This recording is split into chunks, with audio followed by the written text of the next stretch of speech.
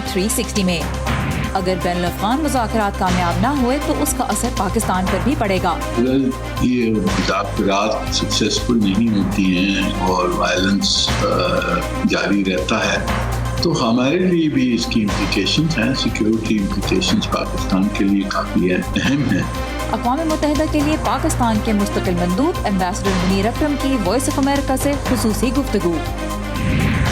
अमरीकी सदर Joe Biden की बजट तरजीहात मुल्क को किस संग ले जाना चाहते हैं, और हमारे मुस्तकिल सिलसिले लाइव 360 में जिंदगी ज़ियाबितस के साथ। वॉइस ऑफ अमेरिका के वाशिंगटन स्टूडियो में आप सबको खुशामदीद। व्यू 360 के साथ मैं हूँ सारा ज़मान। अफ़गान अमन अमल को आगे बढ़ाने में मुशावरत के लिए अमरीका के ख़ुसूसी मंदूब एम्बेसडर ज़ल्मी खलीलज़ाद एक मरतबा फिर इस्लामाबाद में हैं। अफ़गान हुकूमत, तालिबान और दीगर धड़ों के दरमियान तुर्की में आज से एक कसीरुल मुल्की कॉन्फ्रेंस का आगाज़ होना था, जो अब रमज़ान के बाद तक मुलतवी हो चुकी है। आज होने वाली कॉन्फ्रेंस में तालिबान ने शिरकत से इनकार कर दिया था।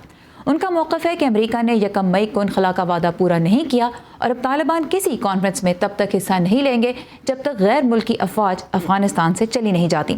अक़वाम मुत्तहिदा के लिए पाकिस्तान के मुस्तक़िल मंदूब एम्बेसडर मुनीर अकरम ने वॉइस ऑफ अमेरिका से बातचीत करते हुए कहा है कि तालिबान के साथ मज़ीद बात करने की ज़रूरत है और पाकिस्तान अगरचे उन पर असर व रसूख रखता है मगर उन्हें कंट्रोल नहीं करता। देखते हैं मोना काज़िम शाह के साथ एम्बेसडर मुनीर अकरम की ख़ुसूसी गुफ्तगू।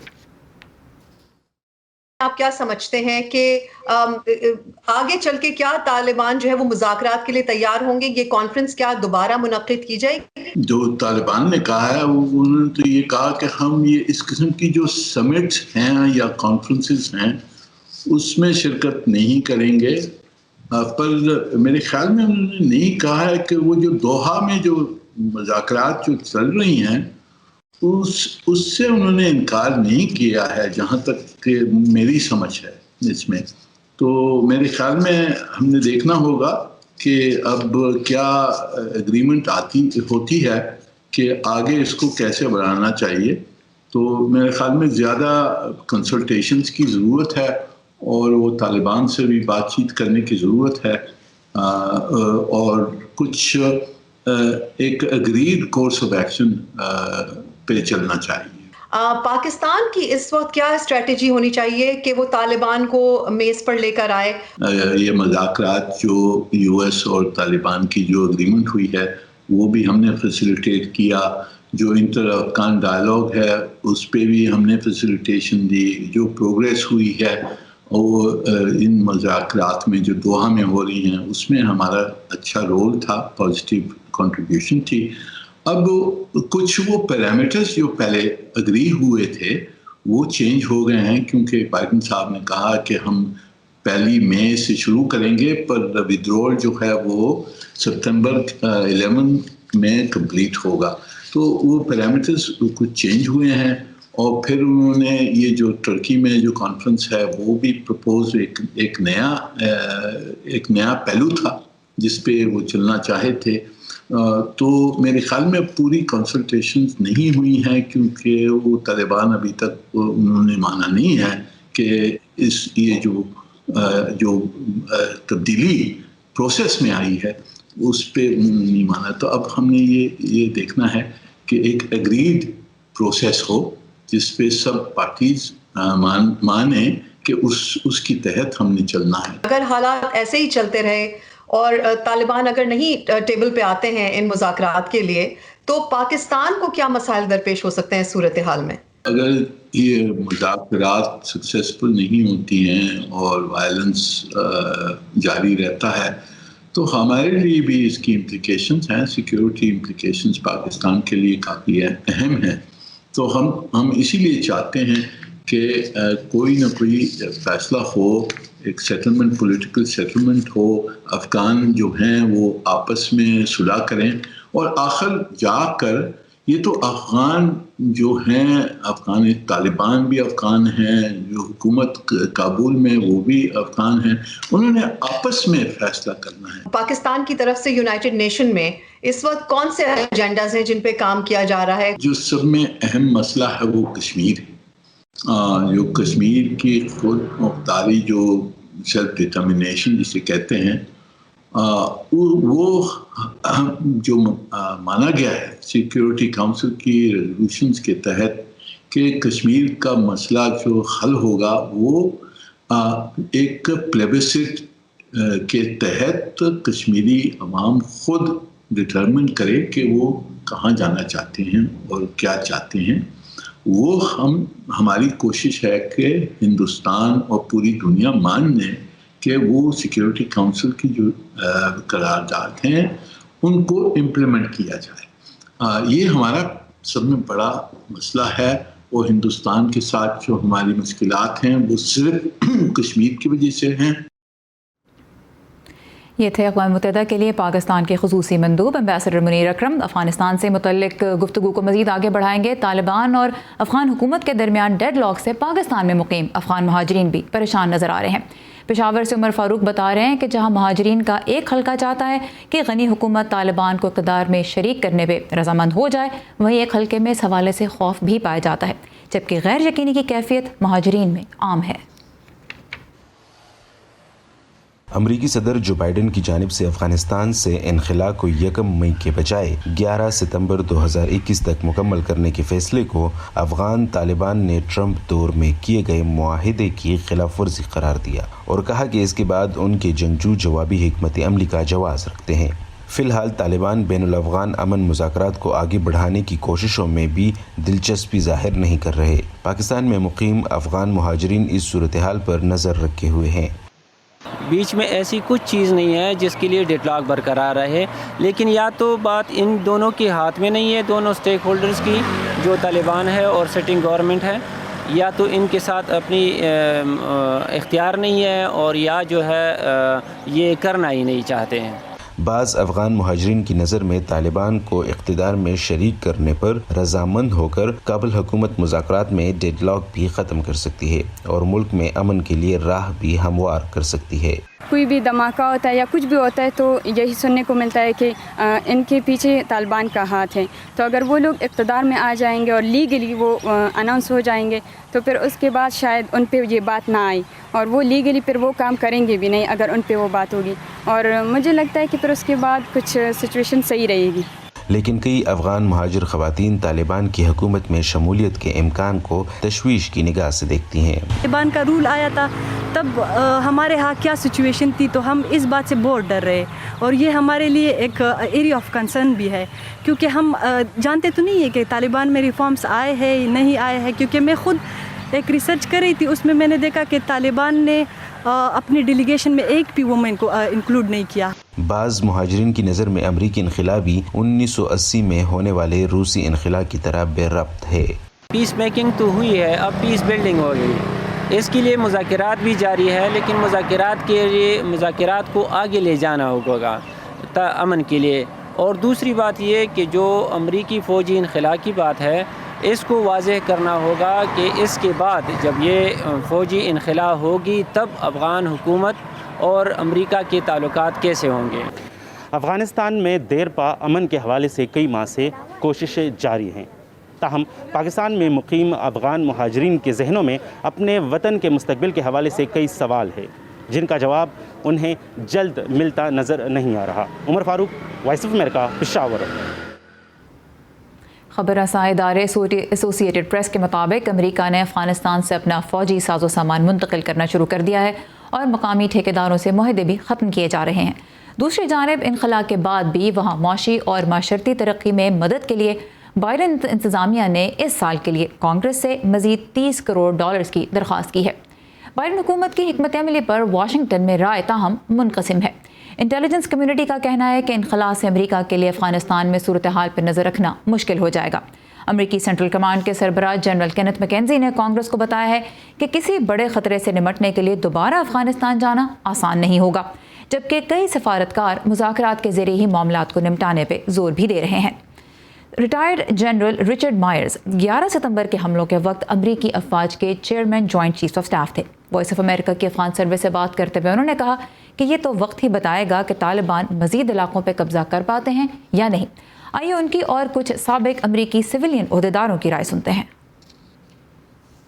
Afghanistan's going to need support. Afghanistan کو مدد کی ضرورت ہے، خواہ وہ فوجی امداد ہو یا کچھ اور، لیکن جب تک کہ وہ مستقبل میں اپنے ملک کی ترقی اور جمہوریت کے فروغ کے لیے کام کر رہے ہیں تو اسے مدد چاہیے۔ یہ تو وقت بتائے گا کہ طالبان کے قبضے میں جو علاقے ہیں ان میں اضافہ ہوگا یا نہیں۔ اگر ملک کے اندر دہشت گردی کی کارروائیوں میں اضافہ ہوتا ہے تو ہمیں یہ محسوس ہونا شروع ہو جائے گا کہ آیا افغان مسلح افواج ملک کا دفاع کر سکتی ہیں یا نہیں، اور اگر دولت اسلامیہ زیادہ سرگرم ہو جاتی ہے تو یہ بھی ایک اور اشارہ ہوگا، اور پھر جب آپ کے مخالفین میں سے یا کسی دہشت گرد گروہ کو کسی ہمسایہ ملک میں پناہ گاہ حاصل ہو تو آپ کے لیے اپنے ملک کا سیکیورٹی کنٹرول قائم رکھنا بہت مشکل ہوتا ہے۔ مجھے نہیں لگتا کہ انتظامیہ افغانستان کے لیے مخلص ہے۔ مجھے معلوم ہے کہ انہوں نے کہا اور سیکریٹری بلنکن نے بھی کہا کہ وہ افغانستان کے حل کے لیے مخلص ہیں۔ وہ وہاں امن چاہتے ہیں، وہ وہاں خواتین کے حقوق کا تحفظ چاہتے ہیں، لیکن سچ کہوں تو جب وہ افغانستان میں ترقی، امن اور انسانی حقوق کی بنیادی صورتحال کو بہتر بنانے کے لیے بنیادی آلہ واپس لے رہے ہوں تو اس لیے میں ان کی بات کو سنجیدگی سے نہیں لے رہا، لہٰذا وہ بیان بازی کی خاطر ایسے بیانات دے رہے ہیں، لیکن ان کے اقدامات اس سے برعکس ہیں۔ It is likely that Afghanistan will be going into a period of intensified conflict. موجودہ حالات میں طالبان کا امن عمل کو جاری رکھنا انتہائی مشکل نظر آتا ہے۔ میں امید کرتا ہوں کہ ایسا ہو، اور میرے خیال سے امریکہ بھی ایسا چاہتا ہے، لیکن بدقسمتی سے طالبان نے خود کو حد سے زیادہ انتہا پسند ثابت کیا ہے۔ مجھے لگتا ہے کہ افغانستان شدید تنازع کے دور سے گزرے گا، یہ میری امید ہے، اور مجھے یقین ہے کہ یہ امریکی پالیسی بھی ہوگی کہ امریکہ مالی وسائل کے ذریعے افغانستان کی حکومت کی حمایت کرتا رہے گا۔ امریکہ کو ملک کی تاریخ کی طویل ترین جنگ سے نکالنے کے ساتھ ساتھ صدر جو بائیڈن اپنے ملک کو کس سمت لے جانا چاہتے ہیں، اس پہ رپورٹ کچھ ہی لمحوں میں۔ دنیا بھر سے اہم خبروں کے لیے آئیے ہماری ویب سائٹ urdu.voa.com پر، جہاں پاکستان میں کرونا وائرس کے سبب لاگو نئی پابندیوں کی تفصیل آج آپ کو ملے گی۔ اس کے علاوہ facebook.com/VOA اردو اور ٹویٹر پہ @urduvoa کو فالو کرتے رہیے۔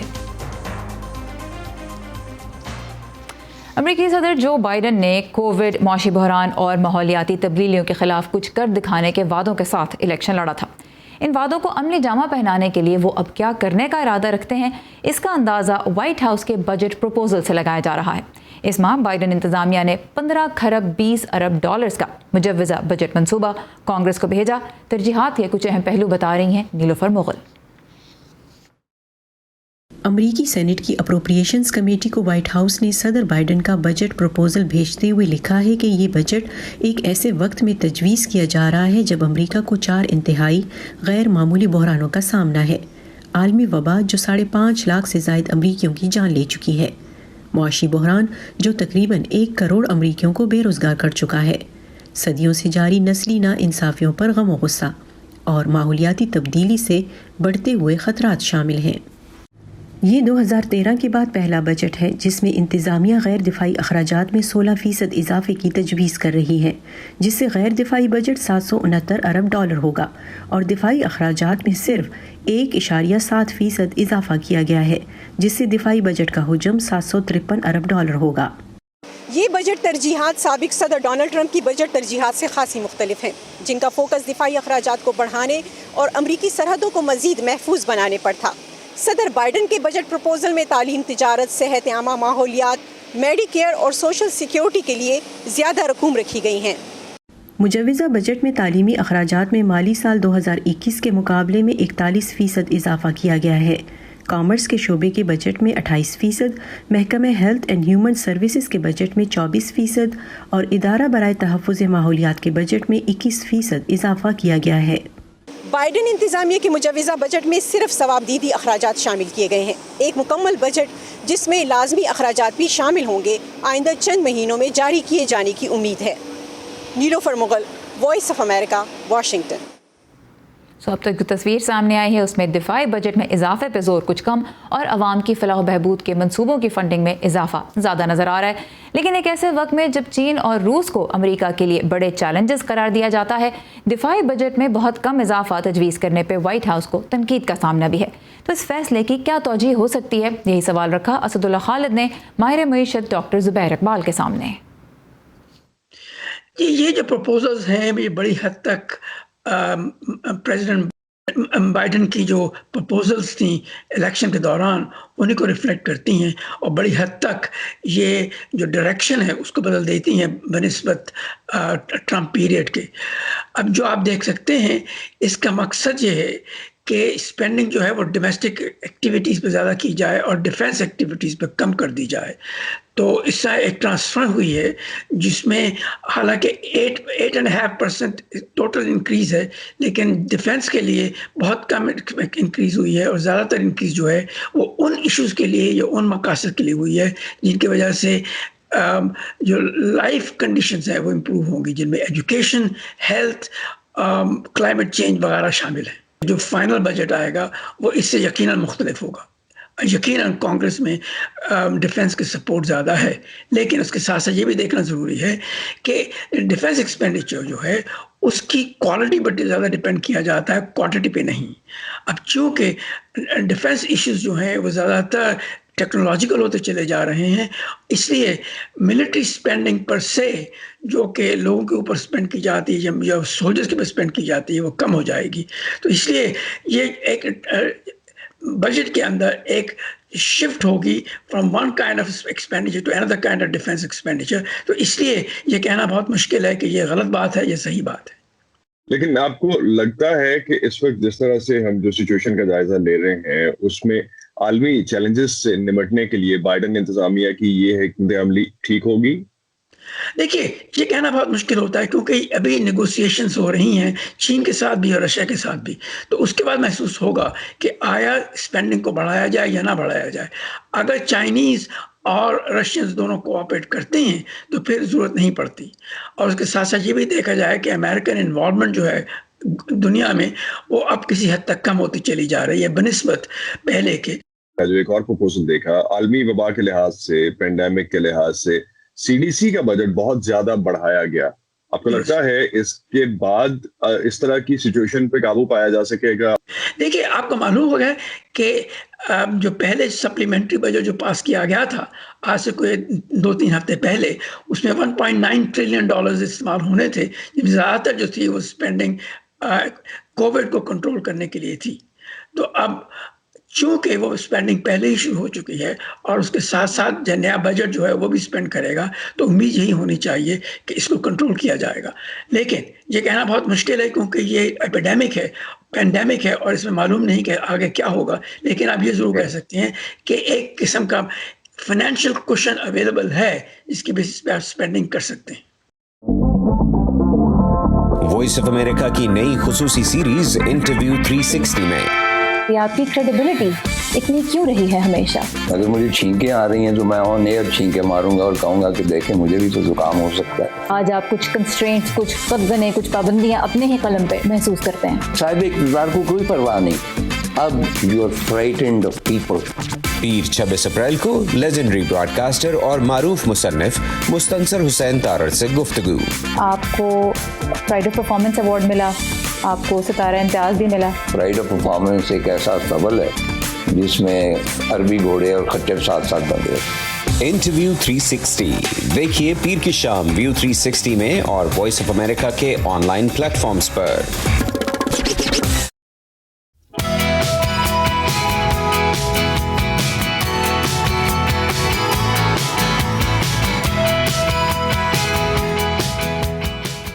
और अब लाइफ 360 जिसमें बात होती है सेहतमंद तर्ज ज़िंदगी की। ज़ियाबतीस या शुगर की बीमारी बहुत ही आम मर्ज़ है, लेकिन ये क्यों लाहक हो जाती है? एक बार हो जाए तो फिर इसके साथ ज़िंदगी कैसे बेहतर तौर पे गुजारी जा सकती है और क्या इससे बचा भी जा सकता है? ऐसे ही कुछ सवालों के जवाब लेके आए हैं सबा शाह खान लाइफ 360 में। डायबिटीज़ या ज़ियाबतीस दुनिया भर में सेहत आमा का तेज़ी से बढ़ता हुआ मसला है जो सेहत की मुतादिद पेचीदगियों का सबब बनता है। आलमी इदारे सेहत के मुताबिक दुनिया भर में 42 करोड़ 20 लाख अफराद डायबिटिक हैं।